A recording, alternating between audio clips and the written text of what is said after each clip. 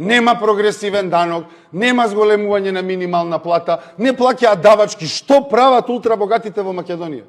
Што прават освен што уживаат од бедата која живееме ние сите?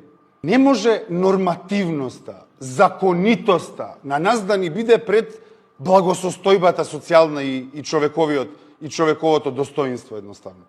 Мене да ме прашате, Уставен суд има одлуки скандалозни во одбрана на принципот на слободна конкуренција, има проблеми во дислокација на казина, во вакви такви работи, се е тоа според принципот на приватна собственост, според принципот на живот и достоинственост еднаш да го согледаме. Еднаш во политиките да ни биде егалитарноста, принципа, не профитот и приватната собственост.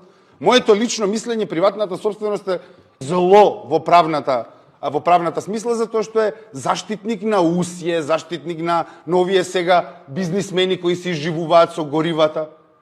Не постои тој принцип да ви ја заштити вашата куќа. Не, ако не плаќате хипотеката, одма ќе ви ја земе, еве ви приватна собственост на улица. Ама затоа приватната собственост на крупните индустријалци не е најголемата светост во ово општество. Затоа, со овие две измени, ќе се направи рез на дискриминаторската социјална политика. Има пари да го полниме буџетот од овие луѓе кои се ослободени од све во државава. Во суштина, ако не го направиме ова сега, ќе придонесеме да продолжи да се гради мозаикот од социјални несигурности во Република Македонија.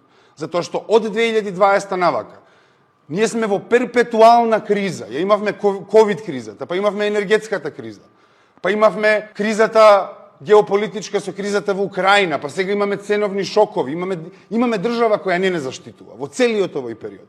Напротив, оставени се нашите граѓани едноставно на тековите, на процесите, без никаква заштита, да се грижат сами за себе.